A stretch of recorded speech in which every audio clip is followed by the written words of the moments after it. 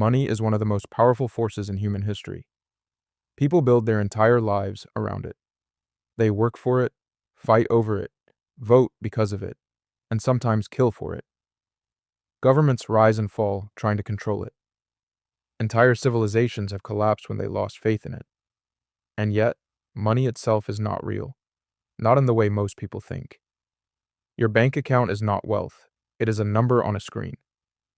Paper bills have almost no intrinsic value. Digital currency is nothing more than electrical signals moving between computers. Even gold, the ancient symbol of permanent value, only works because human beings collectively agree that it matters. Money is not metal, it is not paper, it is belief, and belief is fragile. This is the uncomfortable truth modern society tries very hard to ignore. The global economy is not built on solid ground. It is built on confidence. Confidence that banks will open tomorrow. Confidence that governments will honor their debts. Confidence that the numbers inside your retirement account will still mean something 10 years from now. The moment that confidence cracks, everything changes. History shows this pattern again and again. Rome believed its silver currency would last forever. It didn't. Revolutionary France believed paper money could replace trust. It couldn't. Weimar Germany believed inflation could be controlled, until it consumed the entire society. Lebanon believed its banks were stable, until ordinary citizens woke up and discovered their life savings no longer belonged to them. Every collapse begins the same way, slowly, quietly, almost invisibly. At first, people deny the problem. Prices rise a little faster. Debt grows a little larger. Governments promise stability. Experts insist the system is under control. And for a while, the illusion survives. But eventually, something breaks. And when trust disappears, money stops functioning the way people expect it to. Prices lose meaning. Savings evaporate. Long-term planning becomes impossible. Society itself begins to shrink into survival mode. Because money is not just a tool for buying things. It is a tool for organizing reality. It tells people what tomorrow is worth. That is why financial collapse is never only financial. It is psychological, social, political, civilizational. The frightening part is that modern systems may be even more fragile than ancient ones. Rome at least had silver. Today, most of the world runs entirely on fiat currency, digital debt, and central bank promises. Trillions of dollars move through systems backed not by tangible assets, but by faith that the machine will continue operating. And perhaps the greatest illusion of all is the belief that modern societies have somehow escaped the laws of history. They haven't, because history shows us something terrifying. Money survives only as long as people believe in it. And once that belief dies, everything built on top of it begins to collapse right behind it. The first great lesson about collapsing money came from Rome. When people imagine the fall of the Roman Empire, they picture barbarian invasions, burning cities, and collapsing armies. But empires rarely die only from enemies outside their borders. More often, they decay from within, and one of the fastest ways to destroy a civilization is to destroy trust in its money. For centuries, Rome's economic backbone was the silver denarius. It was trusted across the Mediterranean world. Soldiers were paid with it. Merchants traded with it. Families stored their savings in it. The coin represented something larger than silver itself. It represented confidence in Rome. And as long as people believed in Rome, they believed in its currency. But empires are expensive. Armies had to be fed. Roads had to be built. Borders had to be defended against endless wars and rebellions. Over time, the Roman government faced the same temptation every struggling state eventually faces, creating more money without creating more value. At first, the change was subtle. Roman emperors began reducing the silver content inside the denarius. A coin that once contained almost pure silver slowly became diluted with cheaper metals. The coin looked the same from the outside, but its real value was quietly disappearing. This is the oldest financial trick in history. Make the currency appear stable while hollowing it out from within. And for a while, it worked. The government could mint more coins, pay more soldiers, and finance larger projects without openly raising taxes. But reality eventually catches up to every monetary illusion. Merchants noticed the silver was disappearing. Prices began rising. People demanded more coins for the same goods. Inflation spread through the empire like a hidden disease. Then trust started to crack. Citizens stopped believing the money would hold value. Traders preferred gold or barter. Soldiers demanded higher wages because their pay bought less every year. Local economies began breaking apart as confidence in the currency collapsed. Rome responded the way governments often do during financial crises, with more control. Price controls were introduced. Harsh punishments threatened merchants who raised prices. Officials blamed greed instead of the currency itself, but none of it solved the real problem. The issue was never the merchants. The issue was trust. Once people realized the money itself was deteriorating, the entire system began unraveling. Because currency only functions when society collectively believes it represents stable value. The moment that belief weakens, money stops organizing economic life. It becomes paper, metal, symbols without credibility. And that is what makes Rome so important. The empire was not destroyed in a single moment. It slowly weakened as its financial foundation eroded underneath it. Inflation damaged trade. Trade damaged taxation. Taxation damaged the military. And eventually, the empire could no longer sustain itself. The barbarians at the gates were not the original cause of collapse. They were simply the final stage of a system that had already begun rotting from the inside. And this is the point where financial crises become something much darker. Because once people stop trusting money, they eventually stop trusting each other. Modern economics often describes inflation as a mathematical problem. Rising prices, expanding money supply, currency devaluation. But history shows that monetary collapse is never just economic. It is emotional, psychological, almost biological. Entire societies begin reacting like organisms under stress. At first, people try to behave normally. They continue saving, continue planning, continue believing the instability is temporary. But slowly, habits begin changing. Families rush to stores the moment they receive wages. Shelves empty faster. Citizens convert local currency into dollars, gold, or anything tangible. Prices stop making sense because sellers no longer know what their money will be worth tomorrow. Then long-term thinking begins to disappear. Why save for the future if savings evaporate? Why sign contracts if prices become meaningless? Why trust institutions that cannot protect stability? This is when survival mentality takes over.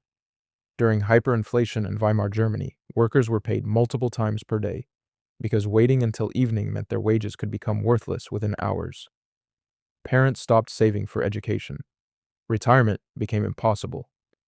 Entire lifetimes of discipline and financial planning vanished almost overnight. But the collapse happening inside people was even more dangerous than the collapse happening inside banks. Trust between strangers weakened. Social resentment intensified. Political extremism exploded. Because when economic reality becomes unstable, people begin searching desperately for certainty somewhere else. Strong leaders, radical ideologies, conspiracy theories, scapegoats, anything that explains the chaos. Zimbabwe followed the same pattern decades later. As inflation spiraled out of control, ordinary life became psychologically exhausting. Citizens spent more time trying to protect themselves from currency collapse than actually building productive lives. Shopping became panic. Planning became impossible. Survival replaced ambition. Argentina experienced it repeatedly. Lebanon experienced it almost overnight. And the terrifying part is how quickly modern societies can psychologically regress once money loses credibility. People assume civilization is permanent because supermarkets stay stocked and digital payments continue working. But underneath every functioning society sits an invisible layer of confidence. Confidence that labor today will still have value tomorrow. The moment that belief weakens, society itself begins fragmenting. Because money is not just currency, it is stored trust. It allows millions of strangers to cooperate peacefully without knowing each other personally. It connects present effort to future reward. It gives people psychological stability. Remove that stability, and fear begins reorganizing society faster than governments can control it. This is why the death of money is never only about economics. It is about the death of predictability. And human beings can survive poverty far more easily than uncertainty. History proves this repeatedly. Economies rarely collapse in a single explosion. They collapse when populations stop believing tomorrow can still be trusted. And this is the stage where monetary collapse stops looking like economics and starts looking like social decay. Because when money loses credibility, society itself begins changing shape. The middle class starts disappearing first, not instantly, slowly, quietly, almost invisibly at the beginning. Salaries stop keeping pace with prices. Savings lose purchasing power. Homes become unaffordable. Families who once felt stable begin living paycheck to paycheck without fully understanding why. Then the pressure spreads everywhere else. Crime rises because desperation rises. Birth rates fall because people no longer trust the future enough to build families. Political anger intensifies because citizens sense the system is no longer rewarding effort fairly. Institutions lose legitimacy because their promises stop matching reality. And once that process begins, it becomes extremely difficult to reverse.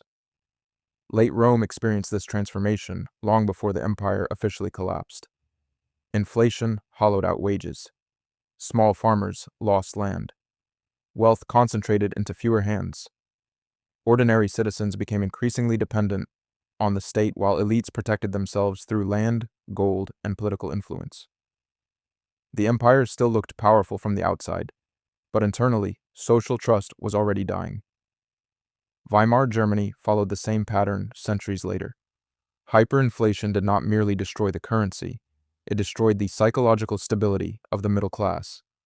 Teachers, engineers, shop owners, veterans, and pensioners watched their savings evaporate. Years of discipline and hard work became meaningless. That humiliation created rage, and rage always searches for political expression.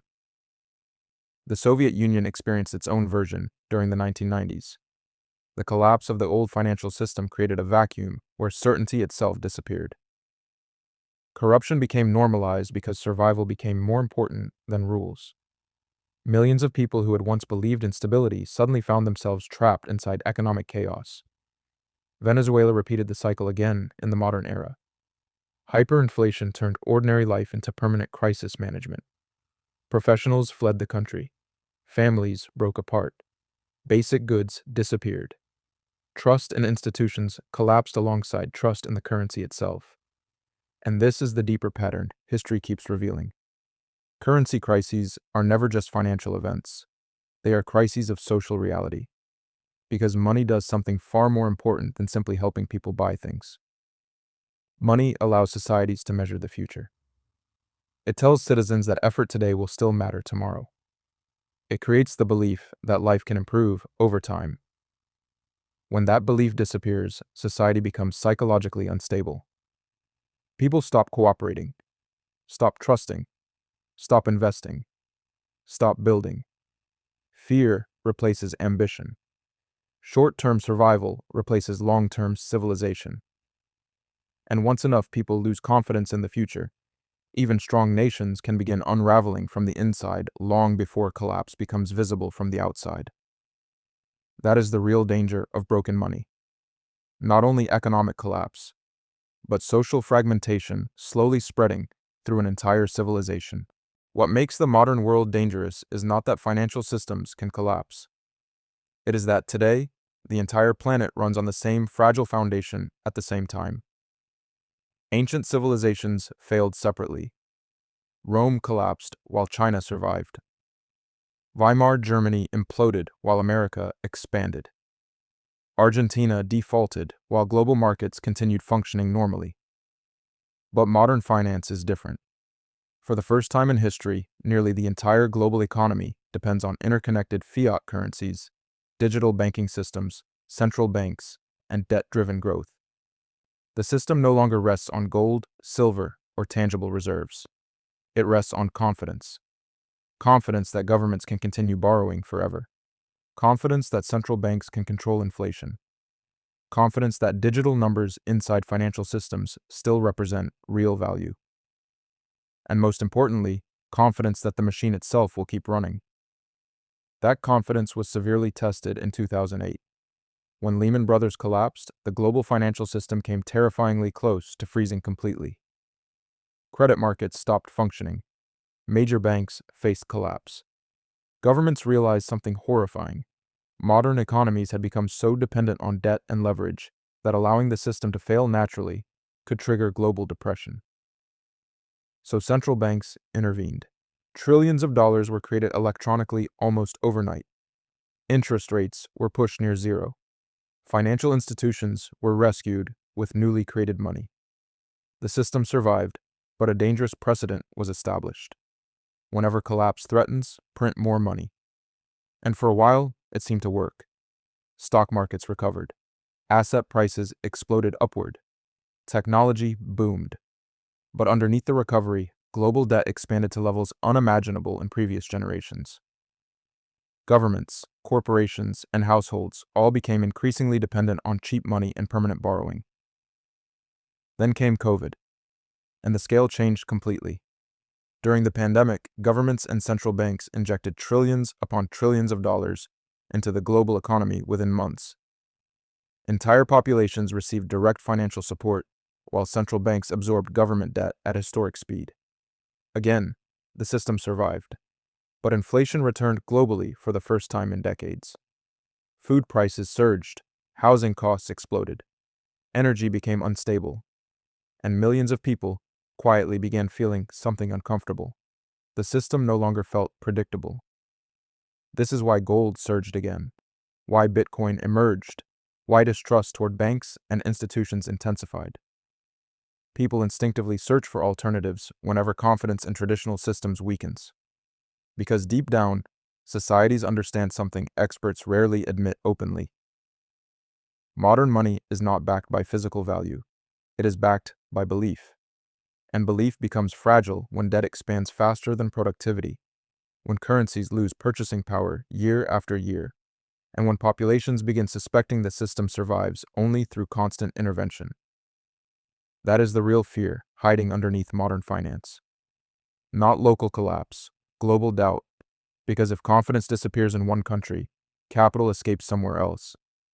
But if confidence weakens everywhere simultaneously, there is nowhere left to run inside the system itself. And history shows that once societies begin questioning the credibility of money, restoring trust becomes far harder than creating it in the first place. So what actually survives when money fails? History gives a surprisingly consistent answer.